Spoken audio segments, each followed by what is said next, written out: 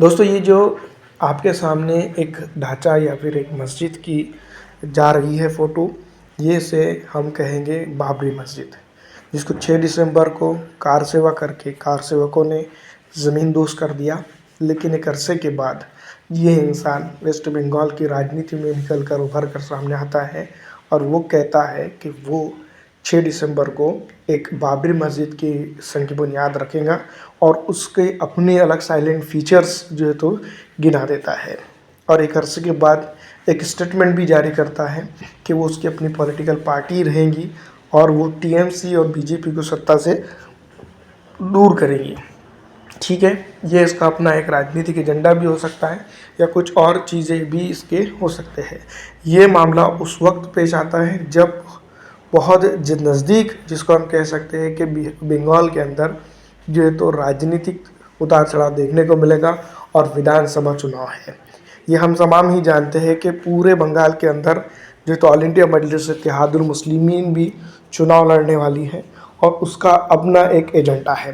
तमाम तर चीज़ें दोस्तों हमने शुरुआत में आपको इसलिए गिना दी क्योंकि हर मुद्दे के ऊपर, हर पहलू के ऊपर जो है तो इस वीडियो के अंदर हम बात करने की कोशिश करेंगे। तो आखिर तक ज़रूर बने रहिएगा हमारे चैनल के साथ। इसी तरह की वीडियो के लिए हम आपको बताएंगे कि क्या राजनीतिक एजेंडा कामयाब होगा, क्या राजनीतिक सूझबूझ इधर इस तरह की जो है तो कामयाब होंगी, जो भारत देश के अंदर जिस तरह से जो राजनीति की जा रही है उसको लेकर।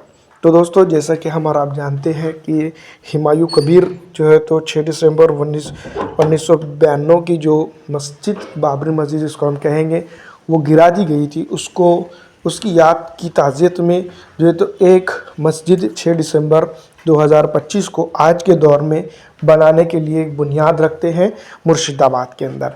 लेकिन अगर देखा जाए तो इसको लेकर कई एक अपनी कंट्रोवर्सी जन्म ले चुकी है। उसमें दोस्तों सबसे इम्पोर्टेंट बात यह है कि मुर्शिदाबाद ही क्यों चुना गया, क्योंकि उत्तर प्रदेश के अंदर कई एक ऐसी सिटी है जहाँ पर ये बनाई जा सकती थी। बिहार के अंदर है, महाराष्ट्र के अंदर है और अलग अलग स्थानों के अंदर है। लेकिन इलेक्शन के ऐन वक्त पहले जिस तो इस तरह की खबर निकल के सामने आती है कि अब जो है तो मुर्शिदाबाद के अंदर एक बाबरी मस्जिद की ज़रूरत है जो राजनीति की ज़रूरत को पूरा कर सकती है। और इसमें जो है तो कई लोगों को जो है तो साथ में आना चाहिए और राजनीतिक एजेंडा पूरा करना चाहिए। लेकिन वहीं अगर बात करें एमआईएम की, तो एमआईएम के प्रवक्ताओं ने इसके ऊपर अपनी बात खुलकर रख दी कि जो है तो एमआईएम जो है तो इस तरह की राजनीति से दूर है और इस तरह की राजनीति करने से वो गुरेज करती है जिसके चलते सांप्रदायिक माहौल ख़राब हो। अब दोस्तों बात करेंगे, ये बात असीम वकार ने उनके खुद के फेस पे वीडियो लेकर बताई है। दूसरी तरफ अगर देखा जाए तो ये हज़रत ये एक तरफ से अगर देखें तो कुछ दिनों पहले ही 2 या 6 दिसंबर से पहले ही चर्चा में नहीं थे। अब देखते हैं तो इनका जो तो नेशनल मीडिया हो, गोदी मीडिया तो लगातार इस तरह की चीज़ें चलाता ही है। पूरी तरह से नेशनल मीडिया हो उसको एक इश्यू बनाकर सामने पेश किया जा रहा है ताकि जो है तो इस तरह की चीज़ें और हो और किसी ऐसी पॉलिटिकल पार्टी को फ़ायदा हो जिसके चलते जो है तो ये इस तरह के इवेंट्स और बढ़ते जाए। तो दोस्तों ये बात हम समझ सकते हैं कि ये बाबरी मस्जिद कार सेवा करके 6 दिसंबर को गिरा दी गई, शहीद कर दी गई। लेकिन आज के दौर में इसकी क्यों ज़रूरत पड़ी? इसकी असल में राजनीतिक और सियासी गलियारों में चमक धमक बनाने के लिए ज़रूरत पड़ी ताकि जो जिस तरह का डेवलपमेंट का माहौल बन रहा है वो बिगड़े। दूसरी तरफ अगर देखा जाए तो इसको लेकर एमआईएम को भी इसमें कूदाने की बात की गई थी, लेकिन एमआईएम ने अपना पल्ला ऐसे झाड़ लिया। सैयद आसिम वकार साहब ने सीधी तौर पर ये बात कह दी कि इस तरह की चीज़ें करने में एमआईएम को कोई इंटरेस्ट नहीं है। एमआईएम डेवलपमेंट की, सोशलिज्म की और जो है तो सामाजिक बुनियादी ढांचे को मजबूत करने की सियासत करती है, जो उनके स्टेटमेंट का सार निकल के आता है। अब बात करेंगे बंगाल की, तो बंगाल के अंदर तृणमूल कांग्रेस, ऑल इंडिया तृणमूल कांग्रेस की यहाँ पर सत्ता है और अरसे से जो है तो ममता बनर्जी यहाँ की मुख्यमंत्री है। तमाम तर चीज़ों के साथ मुख्यमंत्री जो है तो एक तरह से अगर देखा जाए तो काफ़ी प्रॉब्लम्स भी इसके साथ चलती रहती है और ऊपर नीचे ये होते रहती है। इसके बावजूद भी जो है तो यहाँ पर इनको सत्ता से बेदखल करना जो विपक्षी पार्टियों का जो है तो अपना अपना एजेंडा है इसके लिए। तो इसमें टग ऑफ वार चल रही है, खास करके भारतीय जनता पार्टी की और टीएमसी की, क्योंकि सबसे बड़ी विपक्षी पार्टी अगर इस इलाके में अगर अभी देखा जाए तो बीजेपी है। क्योंकि कांग्रेस की अगर बात रह गई तो कांग्रेस यहाँ पर जो है तो उसका वजूद खो चुकी है पूरे हिंदुस्तान के अंदर, और बंगाल की तो बात निराली है। अब अगर बात की जाए तो ऑल इंडिया तृणमूल कांग्रेस जो टीएमसी के नाम से जानी जाती है वो और बीजेपी का एजेंडा इस इलाके के अंदर है। तो बीजेपी को जो है तो किसी न किसी तरीके से एजेंडा हो या राजनीति हो, सियासत करने के लिए यहाँ पर मुख्यमंत्री उनका बनाना है। अब इन तमाम तर चीज़ों के साथ जो चीज़ें हो रही हैं उसमें जो है तो कहीं ना कहीं हुमायूं कबीर जैसे नेता आते हैं और ये बात करते हैं कि वो टीएमसी हो बीजेपी हो, उनके साथ कोई किसी भी तरह का एजेंटिक गठबंधन नहीं करेंगे। लेकिन अगर देखा जाए तो पूर्व सांसद पूर्व जो है तो हुमायूं कबीर पूर्व नेता है टीएमसी के। अब अगर बात करते हैं कि टीएमसी के साथ वो उनकी राजनीति शुरू हुई और टीएमसी को ही ख़त्म करने की बात वो कर रहे हैं, बीजेपी और टीएमसी को।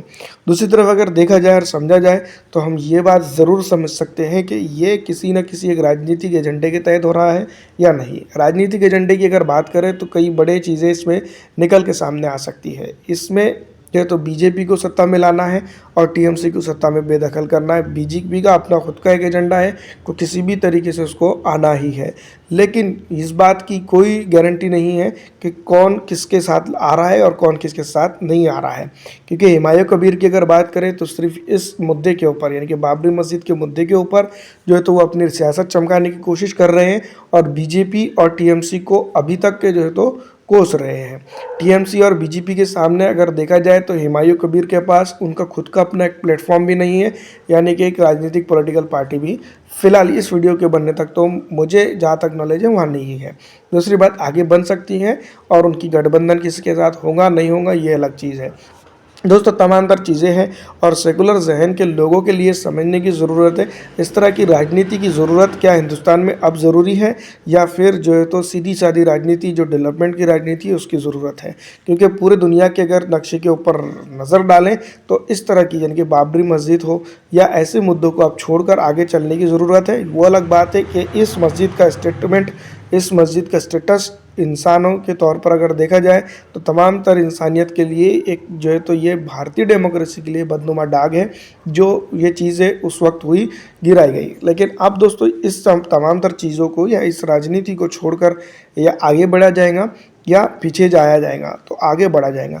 तो अब देखना ये होगा कि राजनीति किस तरफ करवट लेती है और ऐन वक्त में इस तरह के मुद्दों की ज़रूरत क्यों होती है भारतीय राजनीति को। भारतीय राजनीति को विकास की ज़रूरत क्यों नहीं होती है, विकास के मुद्दे की राजनीति करने में क्यों जो है तो जनता नेता और ये हो जाते हैं। क्यों हमारे पास ऐसा होता है कि एक छोटे से मसले को लेकर इतना बड़ी हवा बना दी जाती है कि कोई सेकुलर जहन का नेता जो है तो सत्ता से बेदखल कर दिया जाता है और ऐसे नेताओं को जो है तो गद्दी सौंप दी जाती है जो कुछ भी ढंग तरह का काम नहीं कर पाता है। इसमें देखना ये होगा इसमें ये देखना ये होगा कि आने वाले दिनों के अंदर राजनीति किधर जाती है, देखते हैं। लेकिन फ़िलहाल दोस्तों ये बात समझ लीजिएगा, राजनीति और राजनेताओं से थोड़ा सा एहतियात से काम लीजिएगा क्योंकि हमारे देश को डेवलपमेंट की ज़रूरत है, राजनेताओं की ज़रूरत नहीं है, बिल्कुल भी नहीं। एक आएगा तो दूसरा तैयार खड़ा हुआ है। फ़िलहाल दोस्तों इस वीडियो में इतना ही। अगर आपको हमारी ये वीडियो अच्छी लगती है तो उसको लाइक और ज़्यादा से ज़्यादा दूसरों तक शेयर कर दीजिएगा।